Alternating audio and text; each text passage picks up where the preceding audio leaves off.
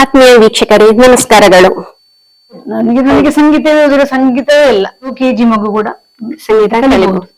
ಅದು ಗುರು ಆ ಮಗುವನ್ನು ಯಾವ ರೀತಿಯಲ್ಲಿ ಸಂಗೀತಕ್ಕೆ ಅಥವಾ ಗಾಯಕರಿಗೆ ಅಂದ್ರೆ ನಮ್ಮಿಂದ ಪ್ರೋತ್ಸಾಹ ಯಾವ ರೀತಿಯಲ್ಲಿ ಸಿಗ್ಬೇಕಂತ ಬಯಸ್ತೀರಿ? ನಮ್ಮಿಂದ ವೀಕ್ಷಕರಿಂದ ಪ್ರೋತ್ಸಾಹದ್ದು ಅಂದ್ರೆ ಈಗ ಉದಾಹರಣೆಗೆ ಒಂದು ಈಗೆಲ್ಲ ಅಂತಂದ್ರೆ ಎಲ್ಲ ಫ್ಯೂಷನ್ ರೌಂಡ್ ಆಗ್ತಾ ಉಂಟು. ಈಗ ಶಾಸ್ತ್ರೀಯ ಸಂಗೀತ ಎಲ್ಲ ಹಲವು ಟೈಪ್ ಈಗಿನವರ ಟೇಸ್ಟ್ ಬೇರೆ ಬೇರೆ ಚೇಂಜ್ ಆಗ್ತಾ ಹೋಗ್ತದೆ. ಈಗ ಶಾಸ್ತ್ರೀಯ ಚೌಕಟ ಒಂದು ಸ್ಟೈಲು, ಶಾಸ್ತ್ರೀಯ ಸಂಗೀತ ನಾನು ಕ್ಲಾಸ್ ಮಾಡೋ ಹೇಳಿದಲ್ಲ ಶಾಸ್ತ್ರೀಯ ಅದಕ್ಕೆ ಅದರದ್ದಾದ ಒಂದು ಚೌಕಟ ಉಂಟು. ಶಾಸ್ತ್ರೀಯ ಸಂಗೀತ ಹೆಸರು ಹೇಳ್ತೇನೆ ನೋಡಿ, ಶಾಸ್ತ್ರೀಯ ಸಂಗೀತ ಕ್ರಮಬದ್ಧವಾಗಿ ಎಲ್ಲ ಸಹ ಕ್ರಮಬದ್ಧವಾಗಿ ಇರ್ಬೇಕು. ಅದ್ರಲ್ಲಿ ಯಾವುದೇ ನಿಮಗೆ ಇದಿಲ್ಲ ಅಂತದ್ದು, ಯಾವುದೇ ಇದಕ್ಕೆ ನಾವು ಬದಲಾವಣೆಗೆ ಮಾಡಿಕೊಳ್ಳಿಲ್ಲ. ಹಿಂದಿನ ರೀತಿಯಲ್ಲಿ ಯಾವ ರೀತಿ ಇದೆ ಅದೇ ರೀತಿಯಲ್ಲಿ ತ್ರಿಮೂರ್ತಿಗಳೆಲ್ಲ ಬರ್ದಿಯಲ್ಲ, ಅದಕ್ಕೆ ಅದು ಹೀಗೆ ಹಾಡ್ಬೇಕು ಹೀಗೆ ರೂಲ್ಸ್ ಉಂಟು. ಅದು ಬಾಕಿ ಇದಕ್ಕೆ ಅಷ್ಟೇ ಇಲ್ಲ. ಮತ್ತೆ ಈಗ ವಾಯ್ಸ್ ವೇರಿಯೇಷನ್ ಮಾಡುದು, ಈ ಭಾವಗೀತೆಗಳಿಗೆ ಸಿನಿಮಾ ಸಂಗೀತಗಳಿಗೆಲ್ಲ ವಾಯ್ಸ್ ವೇರಿಯೇಷನ್ ಮಾಡುವ ಹಾಗಿರೋದೆಲ್ಲ ಉಂಟು. ಈ ಕ್ಲಾಸಿಕಲ್ ಸಾಂಗ್ ಅಲ್ಲೆಲ್ಲ ಶಾಸ್ತ್ರೀಯ ಸಂಗೀತ ಅಲ್ಲ ಅದೆಲ್ಲ ಇಲ್ಲ, ಬೇಕು ಹಾಗಲ್ಲ. ಈಗ ಮೇಲೆ ಹಾಡುವಾಗೆಲ್ಲ ಹಾಗಲ್ಲ ಹೇಳಿದೆನು. ಬಟ್ ಈಗಿನ ಜನರೇಷನ್ ಎಂತ ಆಗ್ತದೆ ಅಂತ ಹೇಳಿದ್ರೆ, ಅವ್ರಿಗೆ ಕೆಲವು ಜನರಿಗೆ ಫ್ಯೂಷನ್ ಒಂದು ಇಷ್ಟ ಆಗ್ತದೆ, ಒಬ್ಬೊಬ್ಬರದೊಂದು ಟೈಪ್. ಈಗ ನನಗೆ ಇಷ್ಟ ಇರುವಂತ ವಿಷಯ ನಿಮಗೆ ಇಷ್ಟ ಇರ್ಬೋದು ಇಲ್ಲ, ಸಾಧ್ಯ ಇಲ್ಲ. ನಾನು ಸಾಮಾನ್ಯವಾಗಿ ನನ್ನ ವೈಯಕ್ತಿಕ ನಾನು ಶಾಸ್ತ್ರೀಯವನ್ನೇ ಇಷ್ಟಪಡ್ಬೋದು, ಆಯ್ತಾ. ಹಾಗೆ ನಾವು ಎಂತ ಮಾಡ್ತೇವೆ ಅಂದ್ರೆ, ಈಗ ಒಂದು ಕಾರ್ಯಕ್ರಮ ಇಟ್ರೆ ಪ್ರೇಕ್ಷಕರಿಗೋಸ್ಕರನೇ ಕೆಲವು ನಾವು ಬದಲಾವಣೆ ತಂದುಕೊಳ್ಳುದು. ಯಾಕಂದ್ರೆ ಅನಿವಾರ್ಯ ನಾವು ಕೂಡ ಬದಲಾಗಲೇಬೇಕು. ಹೌದು ಹೌದು, ನಾವು ಬದಲಾಗ್ತಾ ಮಾಡ್ತಾ ಇದ್ದೇವೆ. ನಮ್ಮ ಮಕ್ಕಳಲ್ಲಿ ಕೂಡ ಹಾಗೆ ಹಾಡಿಸುದು. ನಾವು ಮಿಕ್ಸ್ ಆಗಿ ಬರವೇ ನಾನು ಶಾಸ್ತ್ರೀಯ ಮಾಡಿಸುವುದಿಲ್ಲ. ನಾವು ಆ ಶಾಸ್ತ್ರೀಯ ಒಟ್ಟಿಗೆ ಅದರೊಟ್ಟಿಗೆ ಈಗ ಒಂದು ಕಚೇರಿ ಮಾಡ್ತಿದ್ರೆ ಈ ದಾಸರ ಸಾಂಗ್ಸು ಅವರದನ್ನೇ ಹೀಗಿರೋದೆಲ್ಲ ಮಾಡ್ತೇವೆ. ಅವಾಗ ಈ ಆಡಿಯನ್ಸ್ ಕೂಡ ಇಷ್ಟ ಪಡ್ತಾರೆ. ಸಾಮಾನ್ಯ ಪಬ್ಲಿಕ್ ಅಲ್ಲಿ ಯಾವ್ದು ಹೆಚ್ಚು ಫೇಮಸ್ ಆಗಿರುವಂತ ಸಾಂಗ್ಸ್ ಗಳನ್ನು ಹಾಕಿದ್ರೆ ಎಲ್ಲ ಪ್ರೇಕ್ಷಕರು ಇಷ್ಟಪಡ್ತಾರೆ. ಮತ್ತೆ ಈ ಪಂಚರತ್ನ ಕೃತಿ ಅಂತ ಇರ್ತದೆ, ಜಾಗ್ರತೆ ಬರ್ತದ್ದು, ಎಂದರ ಮಹಾನ್ ಹಾಗಿರೋ ಸಾಂಗ್ಸ್ ಎಲ್ಲ ಎಲ್ಲ ಪ್ರೇಕ್ಷಕರು ಇಷ್ಟಪಡ್ತಾರೆ. ಹೌದು, ನಾವು ಒಂದು ವಾರ್ಷಿಕೋತ್ಸವಕ್ಕೆ ಯಾರು ಮಾಡ್ತೇವೆ. ಈ ಸಲ ಮಾಡ್ಲಿಲ್ಲ, ಮಕ್ಕಳು ಬಿಸಿ ಆದ, ನಮ್ಮ ವಿದ್ಯುತ್ ಮಕ್ಕಳೆಲ್ಲ ಬಿಸಿ ಆದ ಕಾರಣ ಮಾಡ್ಲಿಲ್ಲ. ನಾವು ಪ್ರತಿ ವರ್ಷ ಪಂಚರತ್ನ ಕೃತಿ ಆರಾಧನೆ ಅಂತ 5 ಹಾಡಿ ಎಲ್ಲ ಮಕ್ಕಳು ಬಾಯಪಾಠ ಹೇಳಿ ಶಿಸ್ತುಬದ್ಧವಾಗಿ ಹಾಡ್ತಾರೆ. ಈಗ ನಾವು ಪ್ರೇಕ್ಷಕರು ಸಹ ಹಾಗೆ, ಈಗ ನಮಗೆ ಸಾಮಾನ್ಯ ನಾವು ಗೊತ್ತಾಗ್ತದಲ್ಲ ಪ್ರೇಕ್ಷಕರು ಯಾವ ನಮನೆಯವರು ಅಂತ. ಪ್ಯೂರ್ ಕ್ಲಾಸಿಕಲ್ ಸಾಂಗಿನವರೆಲ್ಲವರು ಅವರವ್ರದ್ದು ಹಾಗೆ ನಾವು ಅದಕ್ಕೆ ಸರಿಯಾಗಿ ನಾವು ಮಾಡಿರ್ತೇವೆ ಸಾಂಗ್ಗಳನ್ನು. ಅಲ್ಲ ನಿಮಗೆ ಕೆಲವು ಪ್ರೇಕ್ಷಕರಿಗೆ ಸ್ವಲ್ಪ ಕೈ ಹೀಗೇನೆ ಆಗ್ತದೆ. ಕೆಲವು ಪ್ರೇಕ್ಷಕರು ದೊಡ್ಡ ಇಷ್ಟ ಪಡುದಿಲ್ಲ. ಅವಾಗ ಏನು ಮಾಡ್ತಾರೆ ಅಂದ್ರೆ, ಇಲ್ಲಿ ಪ್ರೋಗ್ರಾಮ್ ಆಗುವಾಗ ಡಿಸ್ಟರ್ಬ್ ಮಾಡ್ತಾರೆ ಪ್ರೇಕ್ಷಕರು, ಇಷ್ಟೆಲ್ಲದ ಕೂಡ ಮಾತಾಡ್ತಾರೆ. ದಯವಿಟ್ಟು ಆ ಕೆಲಸ ಪ್ರೇಕ್ಷಕರು ಮಾಡಬಾರ್ದು ಅಂತ ಹೇಳುದು ನಾನು. ಪ್ರೋಗ್ರಾಮ್ ಸಕ್ಸಸ್ ಅಲ್ಲಿ ಅವರು ಸಹ ಕಾರಣಕರ್ತರಾಗಿರ್ತಾರೆ, ಯಾರು ಪ್ರೇಕ್ಷಕರು. ಅವರಲ್ಲಿ ಮಾತಾಡಿದ ಕೂಡ ಏನಾಗ್ತದೆ ಅಂದ್ರೆ, ಇಲ್ಲಿ ಅವರಿಗೆ ಮೇಲೆ ಕೂತವರಿಗೆ ಡಿಸ್ಟರ್ಬ್ ಆಗ್ತದೆ. ಹೌದು, ಅಂದ್ರೆ ಏನ್ ಮಾಡ್ಬೇಕು, ಎತ್ತ ಹೋಗ್ಬೇಕು, ನಾವು ಹೇಳಿದವರಿಗೆ ಇಷ್ಟ ಆಗ್ಲಿಲ್ಲ. ಹೌದು, ಮಾತಾಡಿದ ಕೂಡಲೇ ಮತ್ತೆ ಎಂತಂದ್ರೆ ಸಾಮಾನ್ಯ ಹಾಡದ ಉಂಟಾಗ ಜನಗಳಿಗೆ ಗೊತ್ತಾಗ್ತದೆ. ಈ ವೈಲಿನ್ ಮೃದಂಗದ ಬಗ್ಗೆ ಅನುಭವ ಇಲ್ಲದವರಿಗೆ ಅವ್ರು ಏನೋ ನುಡಿಸ್ತಾ ಇದ್ದಾರೆ, ಏನೋ ನಮಗೆ ಅರ್ಥ ಆಗುದಿಲ್ಲ ಅಂತ. ಅದು ಶಾಸ್ತ್ರೀಯ ಸಭೆ ಇದ್ರೆ ಮಾತ್ರ ಅದನ್ನು ಎಂಜಾಯ್ ಮಾಡ್ತಾರೆ, ಅವ್ರಿಗೆ ಗೊತ್ತಿರ್ತದೆ ಅದರ ಬಗ್ಗೆ. ಎಷ್ಟೋ ಮನೆ ಮಕ್ಕಳನ್ನು ಸಹ ಕರ್ಕೊಂಡು ಯಾವ ಈ ಸಂಗೀತ ಬರೀ ಕಲಿಯುವುದು ಮಾತ್ರ ಅಲ್ಲ, ಕೇಳಬೇಕು ಕೂಡ. ನಾನು ಕ್ಲಾಸಲ್ಲಿ ಯಾವತ್ತೂ ಹೇಳ್ತೇನೆ ಮಕ್ಕಳಿಗೆ, ಎಲ್ಲ ನಿಮಗೆ ಸಕಲ ಫೆಸಿಲಿಟಿ ಉಂಟು, ಅದನ್ನ ಯೂಸ್ ಮಾಡಬೇಕು. ಮೊಬೈಲ್ ಅಲ್ಲಿ ಉಂಟು, ಬೇಕಾದೆಲ್ಲ ಉಂಟು, ನೀವು ಬೇಕಾದನ್ನು ಯೂಸ್ ಮಾಡಿ. ಎಲ್ಲೆಲ್ಲ ಸಿಂಗರ್ಸ್ಗಳದ್ದು ಉಂಟು. ಈಗ ನೀವು ಒಂದು ಕಡೆ ಪ್ರೋಗ್ರಾಮ್ ಹೋಗ್ಬೇಕು ಅಂತಲೇ ಇಲ್ಲ, ಎಲ್ಲ ಉಂಟು ಮೊಬೈಲ್ ಅಲ್ಲಿ. ನೀವು ಕೇಳಿದ್ರು ಅಷ್ಟು ನಿಮಗೆ ಪ್ಲಸ್. ಅದು ಬರೀ ಕ್ಲಾಸ್ ಸಾಕಾಗುದಿಲ್ಲ ಮಕ್ಕಳಿಗೆ. ಮುಂದೆ ಕಚೇರಿ ಕೊಡ್ಬೇಕಾದ್ರೆ ಅದಕ್ಕೆ ಕೆಲವು ಪೂರಕವಾದ ಕೆಲವು ವಿಷಯ ಸಿಗ್ತದೆ. ನೀವು ಒಳ್ಳೊಳ್ಳೆ ದೊಡ್ಡ ದೊಡ್ಡ ಸಿಂಗರ್ಗಳದ್ದು ಕೇಳಿದ್ರೆ ಅದಕ್ಕೆ ಪೂರಕವಾದ ವಿಷಯ ಸಿಗ್ತದೆ, ಅದಕ್ಕೆ ಕೇಳ್ಬೇಕು. ಹೌದು, ಈಗ ನಮ್ಗೆ ಅದು ಮಾಡುದಿಲ್ಲ. ಗೇಮ್ ಆಯ್ತು, ಕಾರ್ಟೂನ್ ಆಯ್ತು, ಅದೇ ಅವರ ಮಕ್ಕಳ ಜೀವನದೊಂದು. ಈಗ ನನಗೆ ಸ್ವತಃ ನನಗೆ ಅದು ಯಾಕೆ ನಾನು ಇಷ್ಟಪಡುದು ಅಂದ್ರೆ, ನಾನು ಮೃದಂಗಲ್ಲೂ ಕಲ್ತಿದ್ದೇನೆ, ವಯಲಿನು ಕಲ್ತಿದ್ದೇನೆ, ವೋಕಲಿಗೂ ಉಂಟಲ್ಲ ಕೊಳಲು ಕಲ್ತಿದ್ದೇನೆ, ಜಲತರಂಗೂ ನುಡಿಸ್ತಿದ್ದೇನೆ. ಎಲ್ಲ ನಾನು ಸಂಗೀತ ಎಲ್ಲಾ ಪ್ರಕಾರವನ್ನು ಕಲ್ತ ಕಾರಣ ನನಗೆ ಎಲ್ಲಿ ಯಾವ್ದು ಅಂತ ಹೋದ್ರೆ ನನಗೆ ಅದು ಇಷ್ಟವೇ ಆಗುದು. ನಮ್ಗೆಲ್ಲ ಸದು ನಾನು ಕಲ್ತಿರ್ತೇನಲ್ಲ. ಸಾಮಾನ್ಯ ಅದು ಆಟೋಮೆಟಿಕ್ ಆಗಿ ವೋಕಲಿಸ್ಟ್ಗಳು ಕಲಿತಾರೆ, ಎಲ್ಲರಿಗೂ ಆ ಆಪರ್ಚುನಿಟಿ ಸಿಗುದಿಲ್ಲ. ನನಗೆ ನಾವು ಸಂಗೀತದ ಫ್ಯಾಮಿಲಿ ಆದ ಕಾರಣ ನನಗೆ ಎಲ್ಲ ವಿದ್ಯೆಯನ್ನು ಕಲಿಲಿಕ್ಕೆ ಒಂದು ವೀಣೆ ಇತ್ತು ನಮ್ಮ ಮನೆಯಲ್ಲಿ, ಅದನ್ನು ಕಲಿತೆ. ಎಲ್ಲವನ್ನು ಇಟ್ಕೊಳ್ಳಿಲ್ಲ ಅಂದ್ರೆ ಎಲ್ಲದೊಂದು ಕಾಲ ಹಾಕಿದ್ರೆ ಹೌದು ಅದಕ್ಕೆ ವೋಕಲ್ ಮತ್ತು ವಯಲಿನ್ ಮೇನ್ ಇಟ್ಟುಕೊಂಡು ಕ್ಲಾಸಿಗೆ ಅದೇ ಈಗ ಜಲತಂತ್ರ ಆಗಿ ಹೇಳಿದಾಗೆ ಅವಕಾಶ ಸಿಕ್ಕಿದ್ರೆ ಅದನ್ನು ಮುಂದುವರಿಸ್ತೀರಿ. ಖಂಡಿತ ಮಾಡ್ತೇನೆ.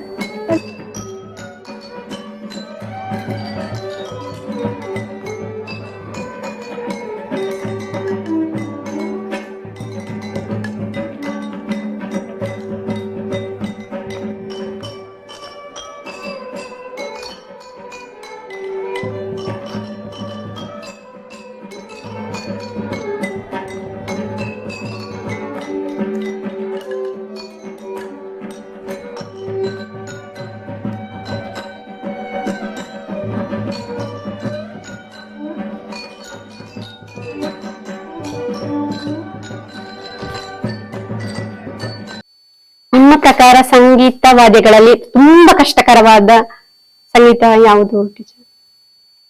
ಇಲಾಗಿ ಯಾವುದು ಅಂತ ಇಲ್ಲ, ಅದು ನಮ್ಮ ಕೈಯಲ್ಲಿ ಇರುದು. ಅಂದ್ರೆ ಉದಾಹರಣೆಗೆ ಈಗ ವಯಲಿನ್ ಅಂದ್ಕೊಳ್ಳಿ, ಪಿಟೀಲ್ ನೋಡುವರಿಗೆ ಇದು ಎಷ್ಟು ಸುಲಭ ಉಂಟು. ಮಾಡಿದ್ರಾಯ್ತು ತುಂಬಾ ಸುಲಭ ಉಂಟು. ಇನ್ಸ್ಟ್ರೂಮೆಂಟ್ ಚಿಕ್ಕದು, ಬಾರಿ ಸುಲಭ ಉಂಟು ಅಂತ ಆ ಫೀಲ್ಡ್ ಹೇಳಿದ್ರೆ ಗೊತ್ತಾಗುತ್ತದ. ಹೌದಾದ್ರ ಹೇಗೆ ಅದಕ್ಕೆ ಹೀಗೆ ಹಿಡಿಬೇಕು, ಹೇಗೆ ಕೂತ್ಕೊಳ್ಬೇಕು, ಎಲ್ಲದಕ್ಕೆ ರೂಲ್ಸ್ ಉಂಟು. ಈಗ ಸಂಗೀತ ಇರೋದ್ರಲ್ಲಿ ಸುಲಭ, ಸಂಗೀತ ಬೇರೆನೆ ಅಲ್ಲ. ನಾವೀಗ ನಾರ್ಮಲ್ ಕೂತ್ಕೊಳ್ಳುವಾಗ ಎಲ್ಲ ಹೀಗೆ ಕೂತ್ಕೊಳ್ಬಹುದುಂಟು. ಅದು ಕೈ ಎಲ್ಲ ಹೀಗೆ ಎಲ್ಲಕ್ಕೂ ರೂಲ್ಸ್ ಉಂಟು. ಅದರ ಫೀಲ್ಡ್ ಹೇಳಿದ್ರೆ ಅದು ಕಷ್ಟ. ಸ್ಥಾನಗಳಿಲ್ಲ. ಉದಾಹರಣೆ ಪಿಟೀಲಿ, ಅದೇ ವೀಣೆಗೆ ಅದು ದೊಡ್ಡದು ಇನ್ಸ್ಟ್ರೂಮೆಂಟ್, ದೊಡ್ಡದು ಹಾಡದು, ಬಿಸಿಲಿಕ್ಕೂ ಸ್ವಲ್ಪ ತಾಣಲ್ಲ ಬೇಕು. ಅದನ್ನು ಅಂದ್ರೆ ಹೀ ಲಾಕ್ ಮಾಡಿ ತರ ಹಿಡ್ಕೊಂಡು ಇಲ್ಲಿ ದಂಡ ಇಲ್ಲಿ ಇಟ್ಕೊಂಡು ಚಕ್ಲಾಟ ಕೆಲವರಿಗೆಲ್ಲ ಫುಲ್ ಬಾಡಿ ಇದಾಗಿರ್ಬೇಕು. ನನ್ನ ವೈಯಕ್ತಿಕ ಮಟ್ಟಿಗೆ ಇರೋದ್ರಲ್ಲಿ ಕಷ್ಟದ ಇನ್ಸ್ಟ್ರೂಮೆಂಟ್ ವೀಣೆನೆ. ಸ್ವಲ್ಪ ಕೂಡ ಜಾಗ ಬೇಕು, ವೆಯ್ಟ್ ಅಂತಲ್ಲ, ಇರೋ ಇನ್ಸ್ಟ್ರೂಮೆಂಟ್ ಗಳಲ್ಲಿ ಸ್ವಲ್ಪ ಕ್ಲಿಷ್ಟಕರ ಅಂದ್ರೆ ವೀಣೆನೆ. ವೈಲಿನ್ ಈಸಿ ನನ್ನ ಮಟ್ಟಿಗೆ, ಅದೇ ಹೇಳಿದ್ದೇನೆ. ಒಬ್ಬರಿಗೆ ಇಷ್ಟ ಅದರಲ್ಲಿ ಸ್ಥಾನಗಳಲ್ಲಿ. ಈಗ ಸರಿಗಮ ಸಪ್ತಸ್ವರ ಉಂಟಲ್ಲ, ಅದರ ಸ್ಥಾನಗಳು ಅಲ್ಲಿ ಕಾಣುವುದೇ ಇಲ್ಲ ವಯಲಿನಲ್ಲಿ. ನಾವು ನುಡಿಸಿ ನಮ್ಗೆ ಅದು ಗುರು ಹೇಳ್ಕೊಳ್ತಾರಲ್ಲ, ಅದನ್ನ ನಾವು ಗಮನ ಇಟ್ಟುಕೊಂಡು ಪ್ರಾಕ್ಟೀಸ್ ಮಾಡಿ ಮತ್ತೆ ಈಸಿ ಆಗ್ತದೆ. ಅಷ್ಟು ತನಕ ಸ್ವಲ್ಪ ಕಷ್ಟ ಉಂಟು. ಅದು ಗೋ ಹಾಕ್ಲಿಕ್ಕೆ ಅದೊಂದು ಕ್ರಮ. ವೀಣೆಯಲ್ಲಿ ಆಗಲ್ಲ, ಅದಕ್ಕೆ ಇಂಥದ್ದೇ ಮನೆಗಳು ಅಂತ ಅದು ಅಲ್ಲಿ ಕಾಣ್ತದೆ. ಒಂದು ಬೆಳ್ಳಿ ಟೈಪ್ ಅಲ್ಲಿ ಬರುವ ಅದು ತಂತಿಗಳು. ಹೀಗೆ ಒಂದು ತಾಮ್ರದೊಂದು ಹೀಗೆ ಒಂದು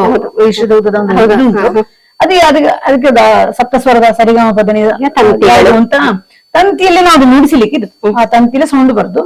ಆ ಇದಕ್ಕೆ ಒತ್ತಿ ನಡಿ ಒಂದು ತಾಮ್ರದ ಒಂದು ಇರ್ತಲ್ಲ, ಅದಕ್ಕೆ ಪ್ರೆಸ್ ಮಾಡಬೇಕಾಗ್ತದೆ ಅಷ್ಟು. ನಮ್ಮ ಬೆರಳನ್ನು ಅಷ್ಟು ಕೈಗೆ ಒಳ್ಳೆ ಬಲ ಬೇಕು. ವೈಲಿನಿಗೆಲ್ಲ ಆಗಲ್ಲ, ಅದು ತುಂಬಾ ಎಂತ ಲಘುವಾದ ಎಂತದ್ದು ಇನ್ಸ್ಟ್ರೂಮೆಂಟ್, ವೆಯ್ಟ್ ಎಲ್ಲ ಕಮ್ಮಿ. ನಮಗೆ ಅಷ್ಟೆಲ್ಲ ನಾವು ಶಕ್ತಿ ಹಾಕಬೇಕಾಗತ್ತೆ.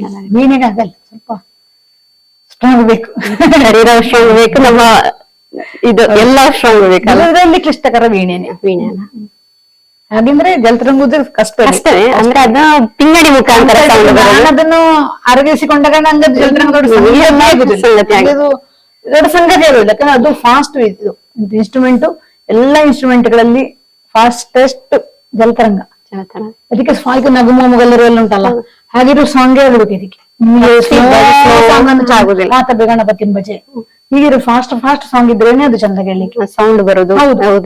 ಸೌಂಡ್ ಬರ್ತದೆ ನಿಮಗೆ, ಎಷ್ಟು ಸ್ಲೋ ಸೌಂಡ್ ಬರ್ತದೆ. ಅದು ಕೇಳುವರಿಗೆ ಒಂದು ಅಟ್ರಾಕ್ಟ್ ಆಗುತ್ತಲ್ಲ, ಅಟ್ರಾಕ್ಟ್ ಆಗ್ಬೇಕಾದ್ರೆ ಫಾಸ್ಟ್ ಬೇಕು.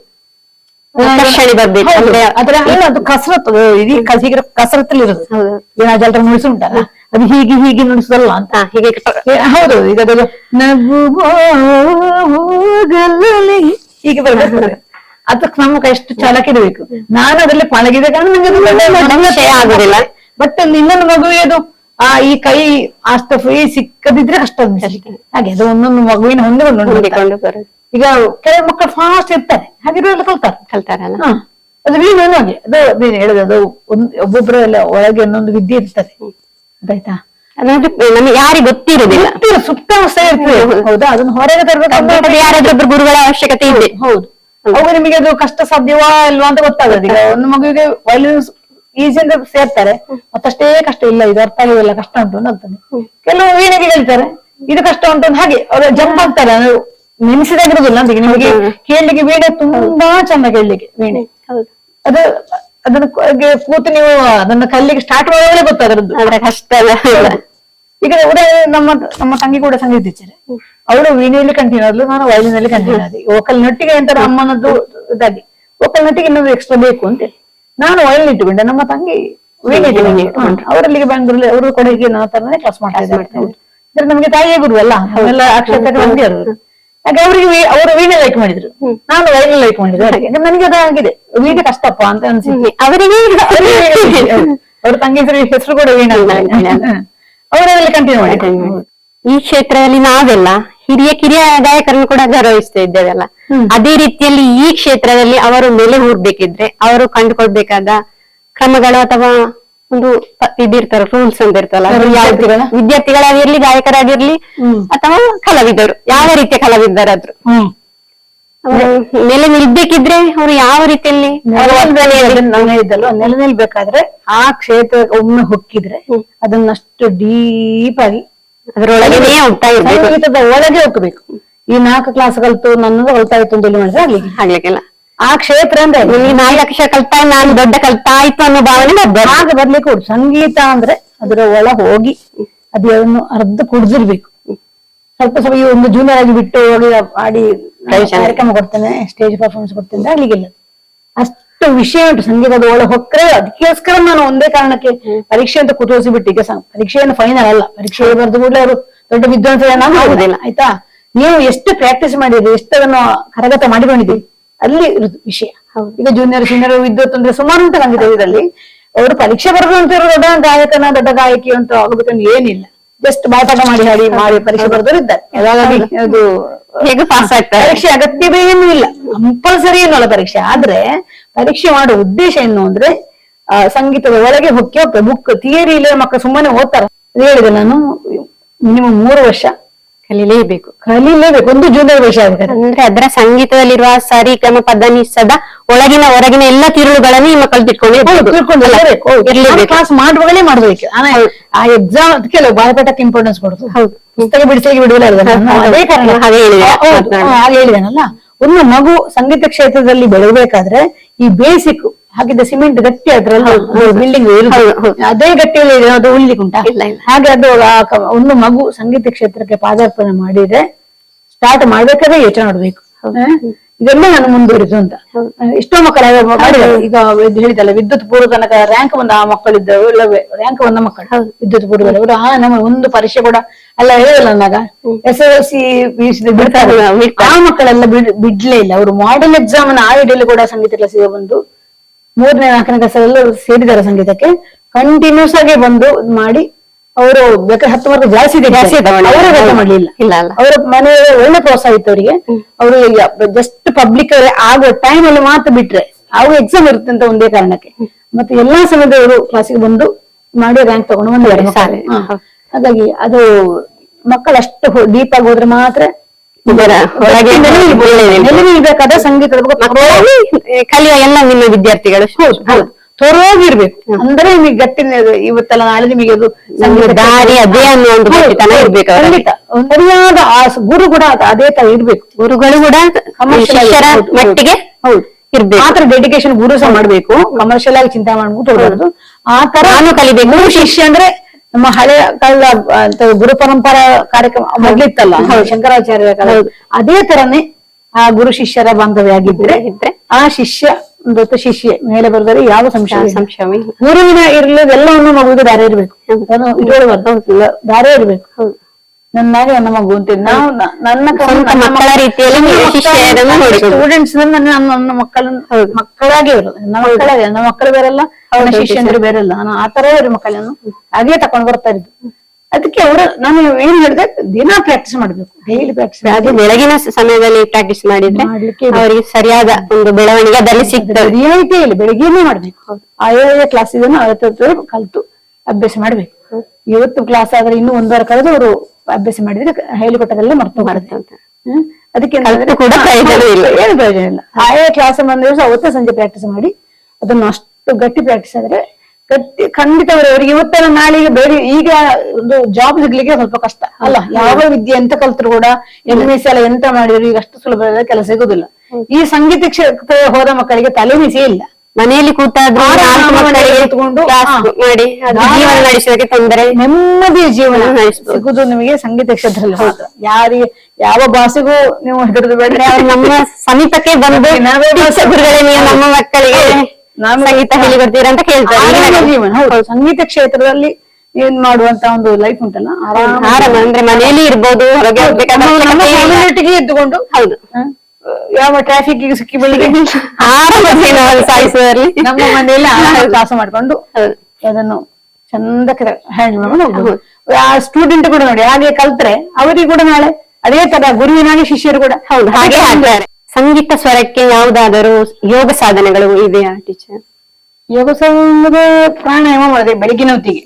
ಬೆಳಿಗ್ಗೆ ನನಗೆ ಸಂಗೀತ ಪ್ರಾಕ್ಟೀಸ್ ಹೇಳಿಲ್ಲ, ಬೆಳಿಗ್ಗೆ ಮಾಡುವಂತ. ಹಾಗೆ ಬೆಳಗಿನ ಜಾವದಲ್ಲಿ ಪ್ರಾಣಾಯಾಮ ಎಲ್ಲ ಒಳ್ಳೇದ ಕೊಡ್ತಂದ್ರೆ ಉಸಿರಾಟದ ಕ್ರಿಯೆಗೆಲ್ಲ. ಈಗ ನಮ್ಮ ಸಂಗೀತ ಕ್ಷೇತ್ರದ ದೀರ್ಘವಾಗಿ ಹಾಡಿ, ಹೌದು, ಈಗ ಸೀನಿಯರ್ ಅಂತ ಬರುವಾಗ ರಾಗ ಸ್ವರ ಹಾಡ್ಬೇಕಾಗುತ್ತೆ. ಇವಾಗ ನಮಗೆ ವಾಯ್ಸೆಲ್ಲ ದೀರ್ಘವಾಗಿ ಬೇಕು, ಇಲ್ಲೇ ಸಿಂಕಿ ಬಿಟ್ಟಾಗೆಲ್ಲ ಆಗ್ತದೆ. ಆಮೇಲೆ ನೀವು ಈ ಶ್ವಾಸದ ಕಂಟ್ರೋಲ್ ಮಾಡುದು ಈ ಪ್ರಾಣಾಯಾಮ ಸುಮಾರು ಉಂಟಲ್ಲ, ಅದು ಕೂಡ ಪ್ರಾಣಾಯಾಮ ಕೂಡ ಅದೊಂದು ವಿದ್ಯೆ ನೋಡಿ. ಅದು ಕೂಡ ಗುರುಮುಖೇನವೇ ಕಲ್ತಿರ್ಬೇಕು.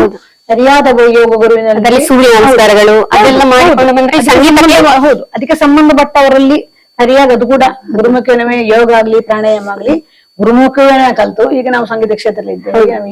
ಇದನ್ನು ಹೇಳಿ ಅದಕ್ಕೆ ಸಂಬಂಧವಾದಂತ ಕಲ್ತುಕೊಳ್ಬೇಕು. ನೀವು ನಿಮ್ಮ ಅಮೂಲ್ಯವಾದ ಸಮಯವನ್ನು ನಮ್ಮೊಂದಿಗೆ ಇದ್ದು ಹಂಚಿಕೊಂಡು ನಮಗೆ ಹಲವು ವಿಷಯಗಳನ್ನು ನೀವು ಹೇಳಿದಿರಿ. ಅದೇ ರೀತಿ ಅದನ್ನು ನಾವು ಕೂಡ ಮುಂದುವರಿಸಿಕೊಂಡು ಹೋಗ್ತೇವೆ. ನಮ್ಮ ಮಕ್ಕಳಿಗೆ ಕೂಡ ಅದನ್ನು ತಿಳಿಸಿ ಒಂದು ಅಮೂಲ್ಯ ಸಮಯವನ್ನು ನಮಗೆ ನೀಡಿದ್ದೀರಾ. ಧನ್ಯವಾದಗಳು ಟೀಚರ್. ನಾನು ಅದನ್ನೇ ಹೇಳುದು ಮಾಧ್ಯಮದ ಮೂಲಕ ಎಲ್ಲ ಪೋಷಕರಿಗೂ ಮಕ್ಕಳಿಗೂ ಇದೇ ಕಿವಿ ಮಾತು ಹೇಳ್ತಿದ್ದೇನೆ. ಪೋಷಕರಿಗೆ ಹೇಳ್ತೇನೆ, ಮಕ್ಕಳನ್ನು ಸಂಗೀತ ಕ್ಷೇತ್ರಕ್ಕೆ ತಗೊಂಡು ಬನ್ನಿ. ಗುರು ಸಮಾಜದ ಅತ್ಯುನ್ನತ ಕಲಾವಿದರಾಗಬೇಕು. ನಮ್ಮ ಸಮಾಜದಲ್ಲಿ ನಮ್ಮ ಊರಿಗೆ ಒಳ್ಳೆ ಹೆಸರು ತಗೊಂಡು ಬರಬೇಕು, ಮನೆಯವರಿಗೆ ಒಳ್ಳೆ ಹೆಸರು ತಗೊಂಡು ಬರಬೇಕು. ನಮ್ಮ ಮಕ್ಕಳು ನಮ್ಮ ಮಕ್ಕಳಾಗಿ ಇದ್ದುಕೊಂಡು ಪೋಷಕರಿಗೂ ಸಮಾಜಕ್ಕೂ ಒಳ್ಳೆ ಹೆಸರು ಕೀರ್ತಿ ತಗೊಂಡು ಬರಬೇಕು ಅಂತಲೇ ನನ್ನ ಆಸೆ. ನನ್ನಲ್ಲಿ ಇರುವಂತ ಎಲ್ಲಾ ವಿದ್ಯೆಯನ್ನು ನಾನು ಮಕ್ಕಳಿಗೆ ಹಂಚುವುದು. ನಾನು ಯಾವತ್ತೂ ಸದಾ ನನ್ನ ಸಮಯದ ಎಲ್ಲಾ ಅಮೂಲ್ಯ ಟೈಮ್ ಅನ್ನು ಮಕ್ಕಳಿಗೋಸ್ಕರ ಇದ್ದೇನೆ. ನನ್ನ ಆಶಯ ಅದ್ವಿ ಮಕ್ಕಳು ಒಳ್ಳೆ ಕಲಾವಿದರಾಗಿ ಹೊರ ಬರಬೇಕು ಅಂತ. ಮುಂದೆ ಅವರಿಗೆ ಮುಂದಿನ ಅವರ ಲೈಫ್ ಅಲ್ಲಿ ಅವರಿಗೆ ಅದು ಸಂಗೀತ ಕ್ಷೇತ್ರ ಒಳ್ಳೆ ಒಂದು ಪ್ರಯೋಜನ ಆಗ್ಲಿ ಅಂತ ನನ್ನ ಹಾರೈಕೆ ಮಕ್ಕಳಿಗೆ. ಧನ್ಯವಾದಗಳು ಟೀಚರ್.